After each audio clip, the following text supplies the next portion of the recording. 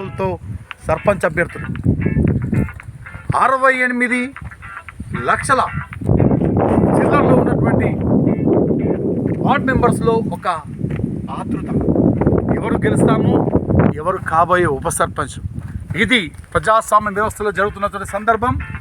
ఇంకా కొద్ది గంటల్లో 2 గంటల కౌంటింగ్ చాలు కాబోతోంది.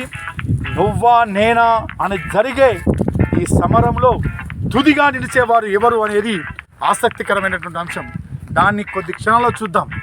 ఒకసారి ఆలోచించుకున్నట్టయితే సర్పంచ్గా పోటీ చేసే వ్యక్తులకు పార్టీలతో సంబంధం ఉండదు. ప్రజలతో మమేకమై ప్రజల యొక్క మన్నలను పొందుతూ ప్లస్ వార్డ్ మెంబర్స్ కూడా గలీలో ఉండేటువంటి సంబంధాలను రిలేషన్స్ మెయింటైన్ చేసుకుంటూ గెలిచే సందర్భం. ఎందుకంటే గాంధీజీ ఆ రోజు చెప్పాడు, ఒక ప్రజాస్వామ్య వ్యవస్థ కావాలంటే గ్రామ స్థాయి నుండి అభివృద్ధి జరగాలి. ఢిల్లీ అభివృద్ధి చెందినంత మాత్రాన అది అభివృద్ధి అనుకుంటే కాదు.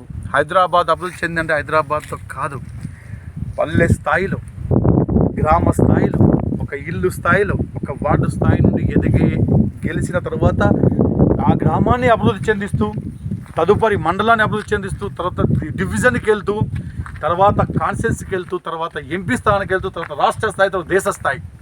ప్రతి ఒక్కరూ ఇప్పటికి కూడా ఇంకా అర్ధగంట ఛాన్స్ ఉంది. దయచేసి ఓటు వేయని ఎవరైనా ఓటర్స్ ఎవరైనా ఉంటే దయచేసి మీ అమూల్యమైన ఓటును వినియోగించుకోండి. Democracy system depend on the voters.